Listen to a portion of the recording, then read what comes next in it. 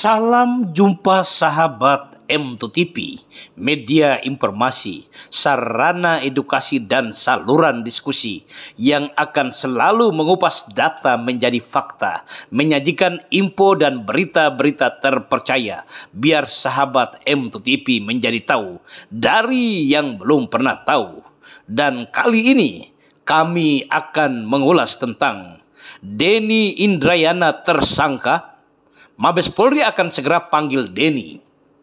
Tetapi sebelum kami lanjutkan ulasan ini, jangan lupa subscribe, like, dan komen konten-konten M2TV. Biar kami akan tetap eksis untuk mengulas isu-isu menarik yang tentu akan menghebohkan. Denny Indrayana tersangka. Mabes Polri akan segera panggil Denny Indrayana.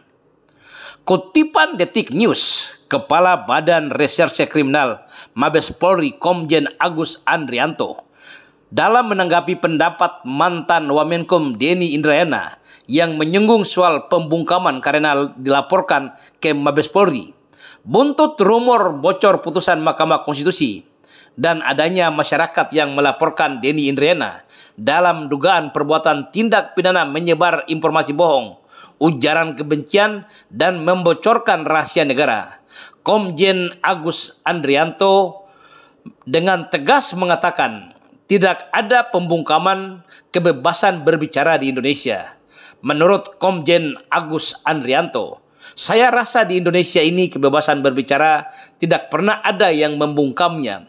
Kebebasan berbicara di Indonesia bahkan melebihi negara-negara demokrasi lain di dunia. Karena itu, Komjen Agus Andrianto memastikan penanganan laporan akan diproses secara objektif. Sesuai dengan sikap Kapolri, akan dilakukan pendalaman laporan secara objektif. Sebelumnya pada tanggal 31 Mei tahun 2023, seseorang yang bernama AWW melaporkan Denny Indrayana, pemilik akun Twitter Denny Indrayana, dan pemilik akun Instagram Denny Indrayana 99 ke Mabes Polri dalam perbuatan tindak pidana melakukan ujaran kebencian, penyebaran berita bohong, dan penghinaan terhadap penguasa serta pembocoran terhadap rahasia negara. Menanggapi adanya laporan kepolisian atas dirinya serta tanggapan Menko Polhukam meminta polisi harus mengusut tindak pembocoran rahasia negara maupun tanggapan Mahkamah Konstitusi yang telah menjelaskan bahwa permohonan uji materi Undang-Undang Pemilu, khususnya pasal yang mengatur sistem pemilu, Mahkamah Konstitusi mengatakan bahwa informasi yang disampaikan Denny Indrayana tidak benar. Yang benarnya pemeriksaan permohonan baru sampai ke tahap kesimpulan dan belum ada keputusan. Atas tanggapan-tanggapan ini, Denny Indrayana menjadi gelagapan, lalu mengeluarkan jurus ngeles kemana-mana. Ngoceh tidak berujung pangkal sehingga menampakkan kelemahan dirinya sendiri, lalu kembali menuduh pemerintah melakukan pembungkaman kebebasan berbicara.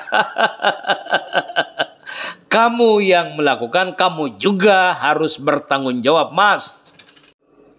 Perkembangan terbaru, sang profesor penyebar berita bohong dibuat ketar-ketir, hilang harga diri, sampai minta maaf dimuat di hadapan publik. Karena berita bohong yang disebarnya menyebut nama politisi Partai Persatuan Pembangunan Asrul Sani. Tidak menunggu lama, sang politisi menghubungi Denny Indrayana melalui line telepon. Tanpa basa-basi, memberikan dua opsi untuk Denny Indrayana.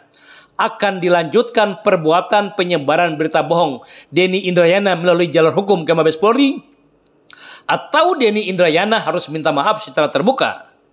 Profesor yang dulunya banyak berkelit, pandai membuat teori, dan menempatkan dirinya sebagai ahli hukum, sekarang lunglai lalu meminta maaf secara terbuka. Di mana harga dirimu, Prof? Di mana keahlianmu sebagai pakar hukum? Jika segala cara termasuk berbohong dan fitnah hanya untuk mempertahankan eksistensi, taruh di mana mukamu sebagai ilmuwan yang tidak pantas berbicara menyebar berita bohong? Atau mungkin urat malumu sudah putus? Dan kita akan menunggu. Mabes Polri pasti memanggilmu. Sudah sangat jelas dan terang benderang.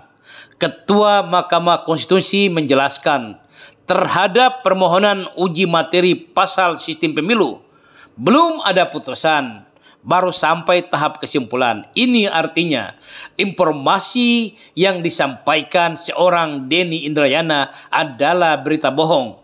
Dan akankah Mabes Polri menetapkan Denny Indrayana sebagai tersangka? Kita tunggu informasi selanjutnya.